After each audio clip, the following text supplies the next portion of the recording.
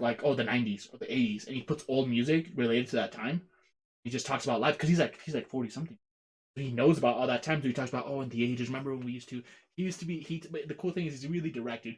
He was like the other day. He was like, I used to fuck my secretary like in my desk and when I broke up my first wife. Like things like that, dude. Like real life things, dude. Yeah, real life things, dude. And then he's like, this song reminds me when I or when I went to New York and like I met this like the secretary of I don't know who, or I met the assistant of it, and we fucked. I was like years younger than her. He talks about when he was in his 20s because he's like the oldest one of the hype. He's like 40 something or 50, dude. So he talks when he was in his 20s, in his life in his 20s. He had a divorce. He didn't marry in his 20s. He married in his 30s, but he had one divorce because he was on his wife.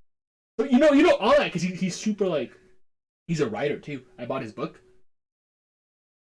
A lot of bad words, but it's a good book. He cheated on his wife. Yeah, and he talks about it, dude. He talks about how he cheated on his wife, dude.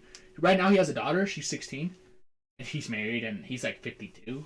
I believe he said he's 52, dude. He talks about his wife, about how he cheated on his wife. He talks about how he fucked this girl in New York one time. He talks about how he like he was an editor, so they're writers, they're fucking people like that. So he talks about like how it used to be like when he worked in the office, like how people used to flirt with the girl from human resources and shit.